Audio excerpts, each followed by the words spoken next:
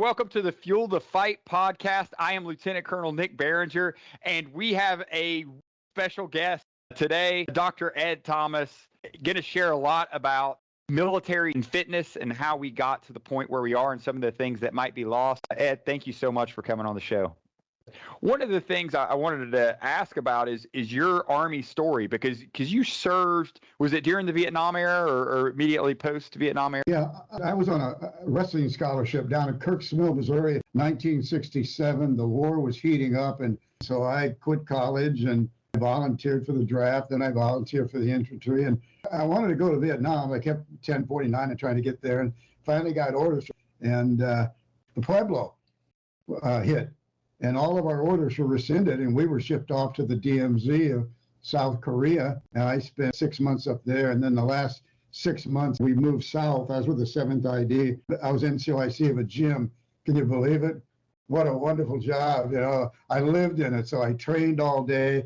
We had the best martial artists up there. I brought guys in from the judo college. I'd been practicing judo since I was in high school, and I was all ready. So I was able to sent the houseboy down to the Ville and got some steroids, brought some Bistanabol back. Before I went over at Fort Stewart, a bunch of us just went over to the doctor, the medical doctor there on post, and he gave us Dianabol. It was legal back then. We didn't know anything. Wow.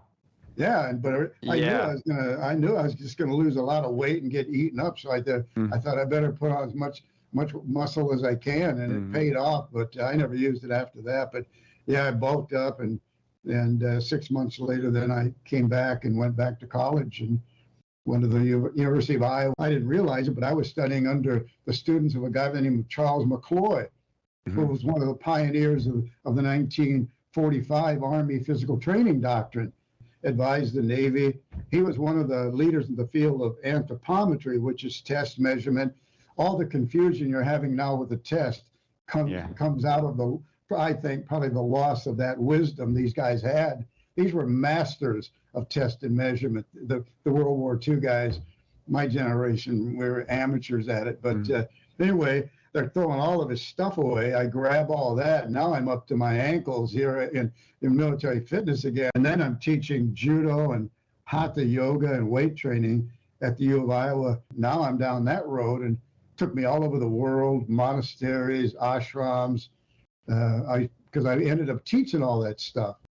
In 1980, I was brought into Task Force Delta. That was that Men Who Stare at Goats organization. That's a fascinating discussion. And then I was at Fort Benning all through the 90s. See, when the wall went down in 89, I figured all this stuff I learned, because I trained in that old German system, the old Turners, where the Army got its physical education. I figured all that stuff was going to come back when the wall went down. I figured it would come out as equipment. So it came out as the kettlebell, med balls, all this stuff, off the ground training eventually. But all of that had been highly developed prior to 1920 in the USA. So I figured it was going to come back. And I packed up this Ryder truck full of med balls and all the stuff the Army wasn't using at the time. That was in 93. Got myself a job at the fitness school. And I became a doctrine writer. And when I got there, they were trying to introduce butt floss aerobics across the Army. Think Jane Fonda. That's how crazy it was. But thank God it got back to Fort Benning. It used to be at Benning. The doctrine used to be out of building 4. Right, the infantry. Yeah, after Vietnam, we demilitarized. We got rid of the hand-to-hand. We got rid of the bayonet. And then we moved it up to Fort Ben Harrison to open the fitness school. And they started this MFT course, and the Army figured out, hey, wait, this isn't working. Got to go back to Benning in 93, smart move. And I still think we were ahead of the civilian sector in all this, by the way. The civilian sector was even more lost back then. But the wall went down in 89, so I moved down there, and it's a long story. I went down there with a hidden agenda. I figured the unguarded gate in all of this is off-duty education. Doctrine's flat. You can't get in. It's the Bible. The rec centers were still sport-oriented. We were still doing Nautilus. I figured, why not off-duty education? So we went down there, convinced the post to develop a 4-year degree in warrior-based physical training. A bachelor's degree, off-duty ed, right next to 75th Rangers, So who do we get? Guys like Jeff Struker, Matt Larson took courses. These are the best and the brightest. And imagine we laid out every manual back to the 1890s, every PT manual that's ever been published, some that haven't, laid them all out on the table, say compare what they were doing to what we're doing, and go back to your unit and explore options. And that's when the worm turned in Army fitness. By 98, the fitness school said, hey, come back to the fitness school, work for us again. I think it all got lost probably around 2001 was in the degree program went flat around 98. That's a long story, but showed what you could do by looking at all the history.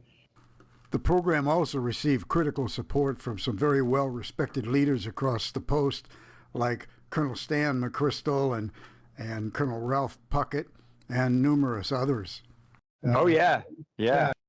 I'll put in the show links because you share a lot of great videos of this, and you can see what you're talking about. I watched that link you sent to me, and I mean, those names that you mentioned, Jeff Struker, Black Hawk Down, became a chaplain, is now highly influential as a chaplain, and Matt Larson went on to become the father of modern Army combatives, runs the combatives at the West Point program, obviously General McChrystal and all he's done, and then Colonel Puckett, Medal of Honor winner now. So the Army, it sounds like we got it wrong, or from your take or opinion, when we moved fitness away from the infantry school. Was that kind of the issue, is when we separated fitness from combat proficiency, would you say? That was one of those little spikes on the radar history. 1885 until 1920 is surprisingly the golden era of the U.S. Army physical training.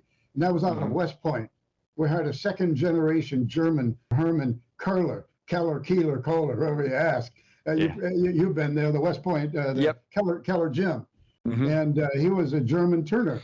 That system then began to fade, and the United States began to disown those systems and focus on a more Darwinian notion of sports. But when the war came along and we realized, we're not ready, and the bad guys have been practicing. You've heard of Bob Hoffman, Strength and Health magazine, the York Barbell Company. Well, he was a World War I vet, and he wrote a book called I Remember the Last War. He used Strength and Health magazine to warn us. He said, the Germans are coming, the Japanese are coming. He's warning us in those magazines. And all the way into the 60s, he's doing articles about colleges that use weightlifting because the scientists back then were against it. They said it'll make you muscle bound. But the Army then got a great spurt of energy between 41 and the end of World War II, because those militant guys had a voice again. After the war, starting in around 45, up until the old timers retired. I went in 67. We were still using the 57 manual. 46 and 57 were never again manuals. We're not going to let this happen again.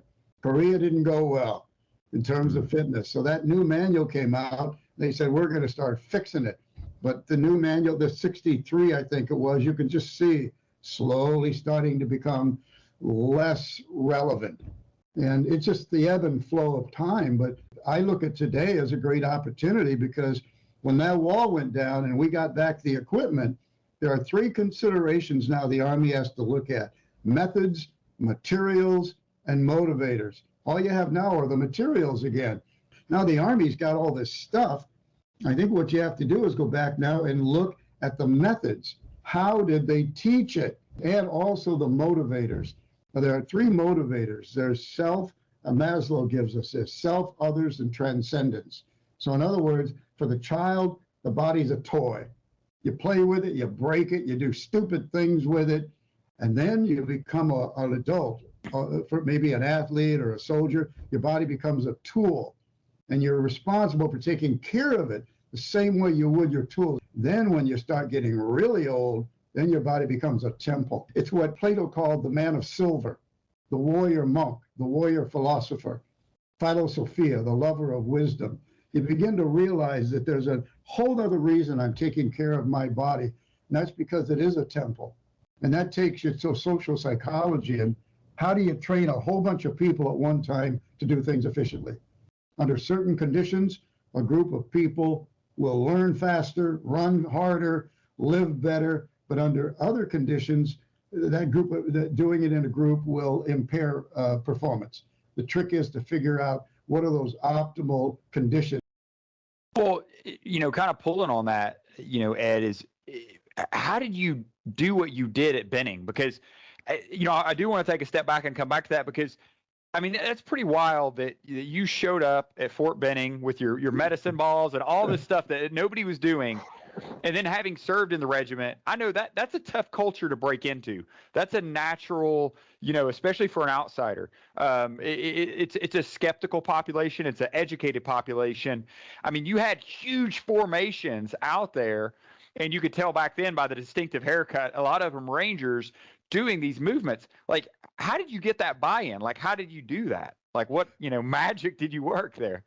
Well, it's really surprising because I was already old when I got there. I mean, I'm old as coal now, but I was still old. Yeah, I was mildly amused at myself occasionally. I think all of them got it because I wasn't saying it's my stuff. I'm saying just look in these manuals, look into the lives of these guys and how they did it, then go see. And that was how easy it was. A lot of the stuff you're doing on the PT test is funny because like the overhead toss, that all began. See, the med ball came along in the early 90s. It was called the OOF ball. A nurse and her husband made it. Beautiful ball. They don't make them anymore.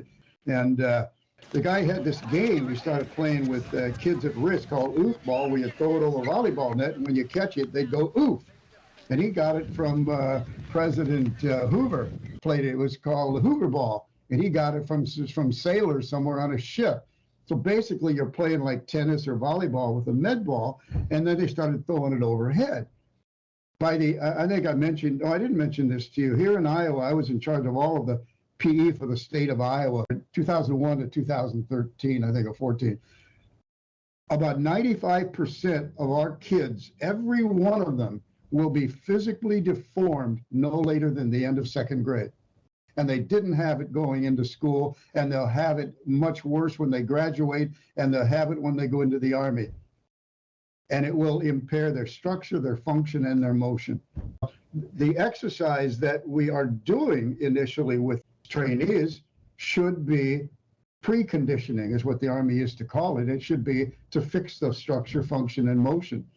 Another reason why we were successful is that we quit working out. I told them, quit working out. You don't have to. I never worked out in my life, but I go to learn. I'm going to go to learn to do something. I'll work my ass off. You're going to be tired when you sleep tonight, but I'm not going. Who wants to work? Even the word is offensive. And that goes back to the Darwinian notion of training animals. We're not, we have to think about training ourselves as human beings. And we need to be testing motor fitness at least as much as physical fitness. So the doctrine went adrift, and then the test went the other way. So the test is unaligned with the doctrine, just like the PT is unaligned with the combatives. So in 46, the combatives and the PT were all in the same book. In other words, if I'm learning to do a calisthenic movement, it must lead to a more complex movement in drill number 2. Which must lead to a more complex movement. Then it leads to a grass drill, a gorilla drill, then it leads to blah, blah, blah, all the different motor skills. So we think it in terms of combat skill acquisition, then fitness are simply the tools we have, but the motor skills are the building blocks. This is what we built. This is why I love talking to you. I learn something every time I talk to you. And so you're saying the PT is supposed to train for a larger motor skill. So if I hear you right, I remember talking to Matt Larson about this, how combative should be in the fitness doctrine. And I agree. That's my opinion, Yeah. So if we're training to, extend our legs or to drive into the ground, that should eventually lead to a double leg takedown. Or is that kind of what you're saying? Is like, we're doing all these leg strengthening exercises, but it's got to lead to a higher motor level skill kind of at the end of the tunnel. Is that? Yeah. Well, like Thomas Curtin is a father of physical fitness in PE. World War II guy again, amazing. Warfare Aquatics, if you ever get the book, blow your mind. But he said you measure fitness in 3 ways: structure, function, and motion. You have to measure all 3. So what's structure? posture, alignment, proportion, symmetry. As soon as a soldier comes in, we ought to be looking at their posture. So it's got to be smarter physical training. What I used to tell the students, think of your body as the most complicated city in the world with a gazillion streets and trillions and trillions of intersections. And you're in a hurry and you've got to get from up here all the way to the tip of your toe. And so you got to be able to trace those neural highways. And by the way, then it's got to go all the way back and tell you whether you did it or not. So how do you do that in a body or in a city that's been demoralized? All the streets are screwed up. You got to fix the structure. And then you got to fix the function. Well, structure, let's say the child's been sitting at a 90-degree hip angle on a flat desk, which they have. And they can't see what they're writing, so they turn the paper to the side. Now they've rotated in hyperflexion. The lumbar curve's out the back door. They can't breathe properly. The organs aren't functioning well. There's a guy by the name of A.C. Mandel, acmandil.com. A.C. Mandel did the research on the optimal position angle of the hip when you're sitting for any amount of time. Horse riding angle. At a horse riding angle, the lumbar curve is restored. The upper body shoots up into an upright position. Why equestrians have such great posture, because they're training their core all day. And then Darrell Boyd Harmon was an expert in vision and reading. I think he says around a 22-degree angle on the desk if you're reading. If you're typing, you want a 60-degree hip angle, and you want your forearms to be exactly parallel to the ground, or you're going to contort your wrist in order to type on the keyboard.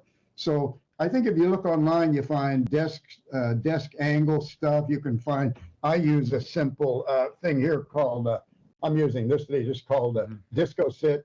And you see, you don't inflate it very much. What it gives you is a little dome. So what you do circles, figure eights. Now imagine putting your trainees in those solid sitting positions, and you won't even have to work at it. Very interesting. Yeah. So those are the types of things that we were introducing down at Fort Benning, which were off the chart. We were, and then what came along? Saddle chairs, ball chairs, all these different 60-degree hip angle chairs. It's all out there now. We're just not experimenting with it in the military environment yet. More importantly, we're not really sure what to do. We went through a lot of mechanics on the thing, but you got to teach a trainee how to use the stuff. So yeah, that's fascinating. I didn't even know. I'll have to look at that hip ankle. So maybe we should have some sort of, now we do have more standing desks. I will say that. I've seen that across the military.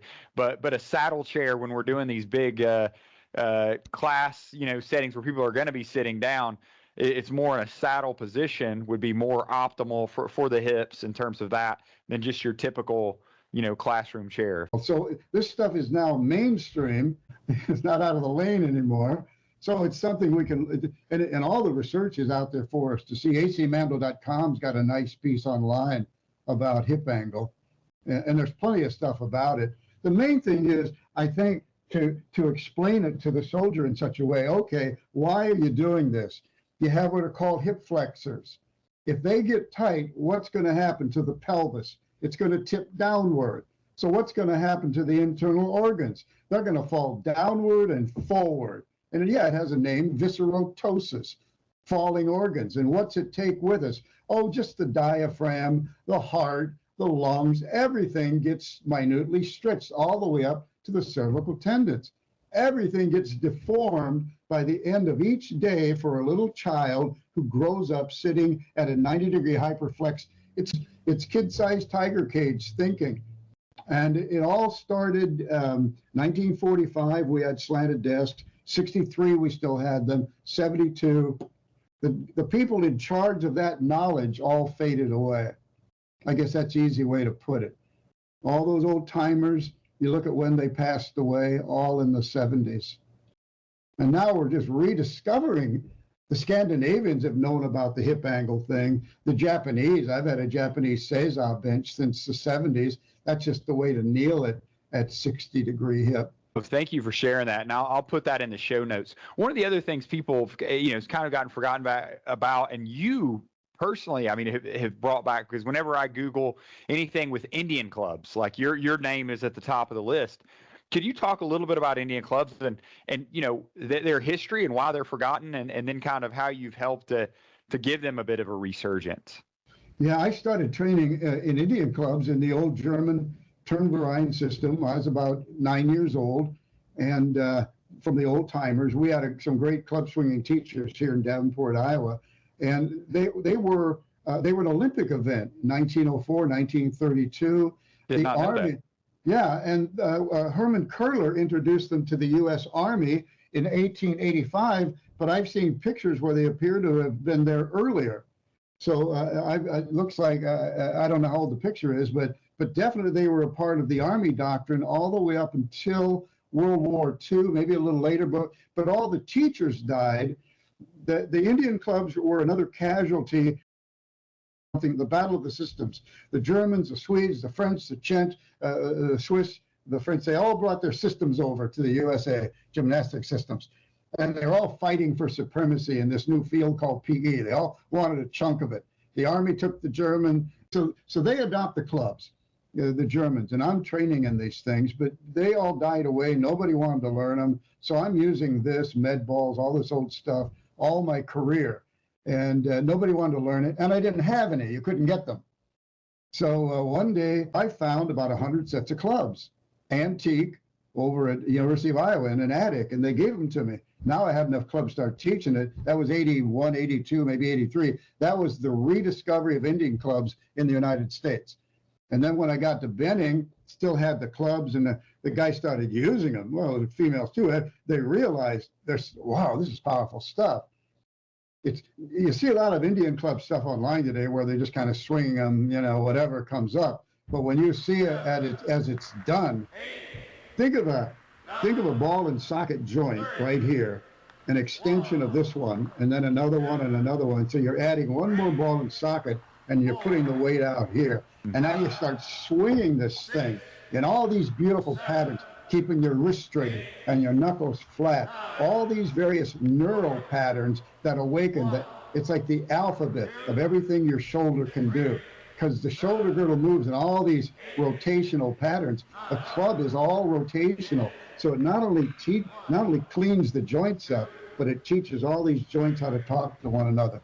Then when you start moving your feet, then you realize why the Indian warriors were using them as weapons. But there's also a mystical component, because they're found in the hands of the Vedic gods.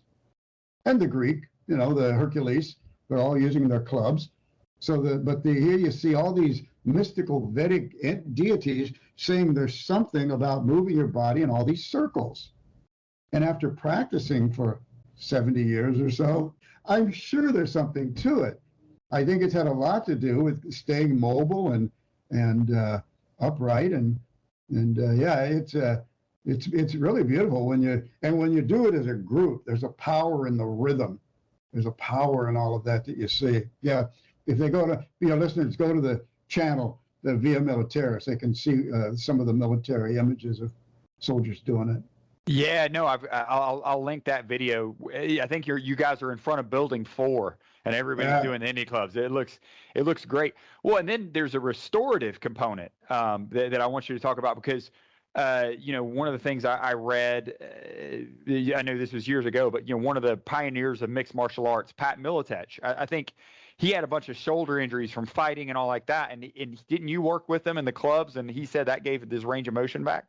But yeah, back then, none of this stuff was known when I first met him. All this stuff was brand new, and I showed him how to use the clubs. And one thing about Pat is that he was very, very technique oriented. So he paid attention, didn't go too heavy. The club is helping you create this pull away from the body, the centrifugal force.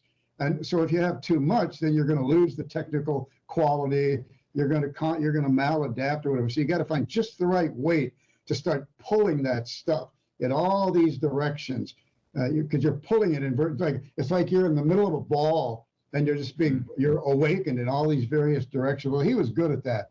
I could tell by just watching him that he was going to be really good. And so for that, and I love the pulling. I've never thought about that when I do it. Is there a weight you recommend? Because you can get them in all sorts of different weights. Is there a weight, for people who want to start out, and then maybe people who've been training a while? Like what's the weight?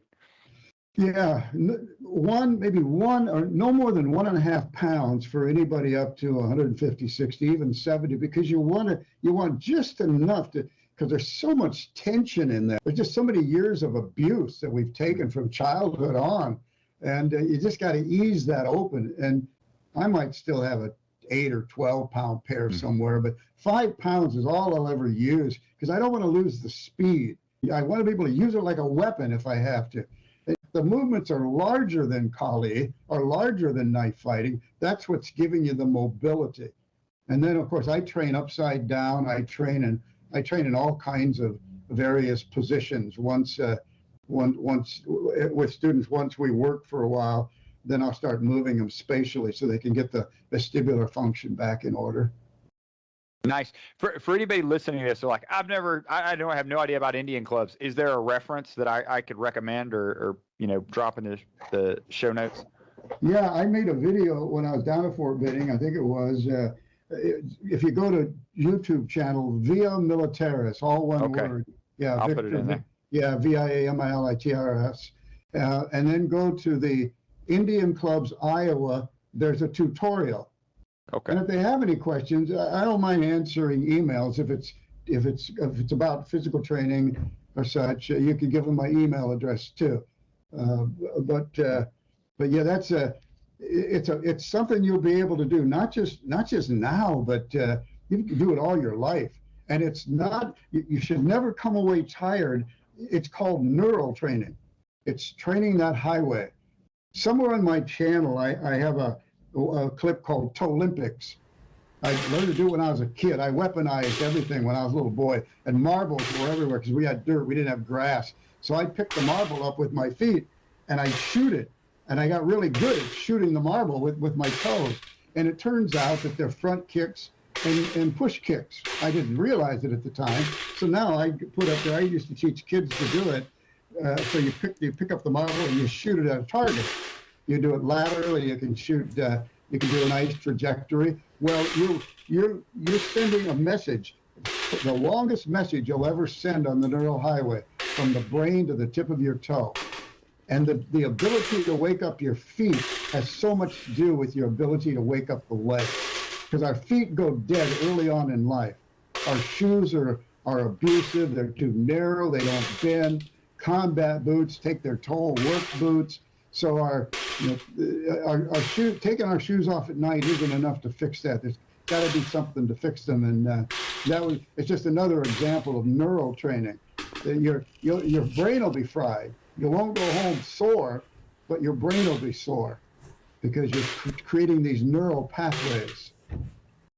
No, thanks for sharing that. One of the last concepts I wanted to talk to you about is the inversion. You mentioned there getting inversion, because that was another thing you really introduced in the military. And if you watch the videos when you're working with Rangers, you see getting all these Rangers upside down, hooking into the pull-up bars. And that's something I haven't seen since. Like that really has went away in terms of, I don't see a lot of people inverting. Can you talk about where that comes from and why we should be doing that? I used to go out to a place called Gold's Gym in the summer. I was teaching weight training at U of Iowa and felt incompetent. So I'd haul ass out there, and there were guys like Dave Draper and Frank Zane and Franco Colombo. One day I saw Frank Zane and Colombo on these boots, and I was already using a primitive inversion table when I was teaching yoga. Just intuitively, I understood somehow that being upside down was important. And I grew up in the Turner Society, so we were always upside down training. But I asked Franco Colombo, where'd you get these boots? And he said, the guy that invented them is over in Pasadena. So I went right over. His name was Dr. R.M. Martin, and he was a chiropractor, an osteopath, and an MD. And he grew up not far from me here in Pella, Iowa. And we were at the same weight, same height, and he grew up 20 years earlier in the German Turners. And he was a vaudeville gymnast. His father was a chiropractor. He says, okay, you got 6 basic postural categories in which your body can reside. So it means any position in which the body resides is a posture.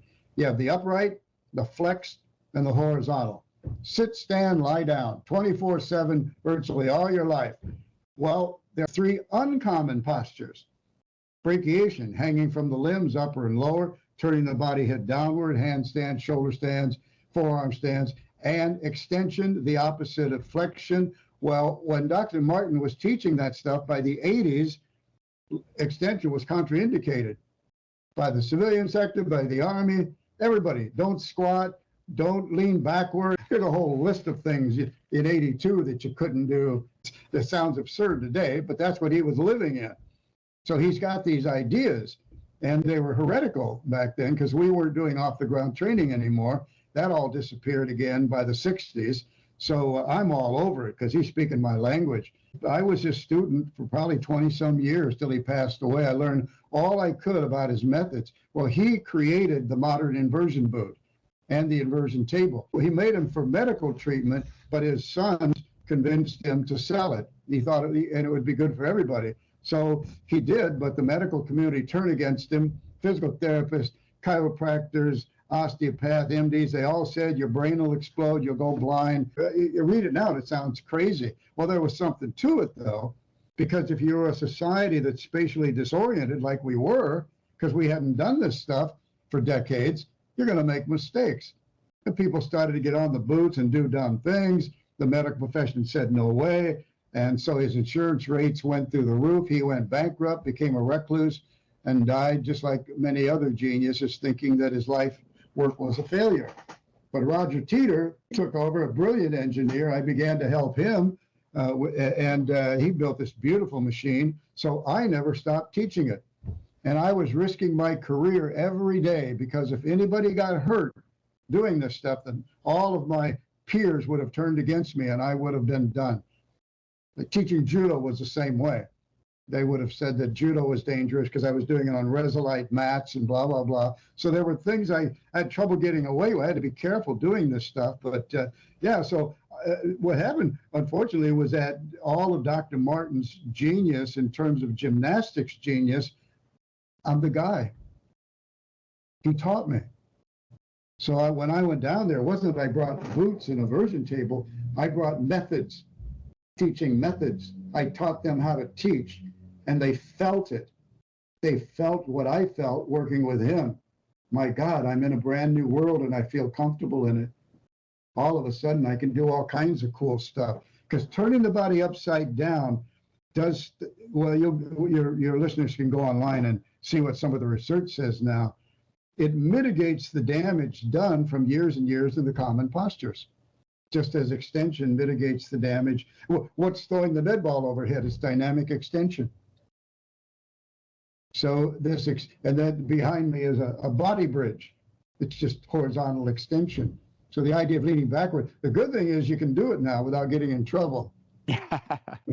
Extension is no longer contraindicated. One of the things we found at Benning, I started teaching combat gymnastics. And right away, I realized I got to really go slowly because most of our guys couldn't do a forward roll. The spines are frozen from sitting hyperflexed.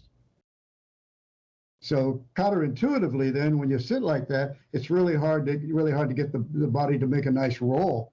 The back's all frozen, the neck's all frozen. So we had to do a lot of extension. I taught them how to get on each other's backs and get on the equipment. People say you can't fix an 18 or 20-year-old. I agree with the old timers. Body's resilient, but it's got to be done in almost slow motion. It's almost a mystical experience. The last thing, I don't know if you have time, but the thing I would leave your listeners, if you want to go way out to the tip of the spear, go to the HOPE playlist, HOPE, Heart Optimized Pulmonary Education.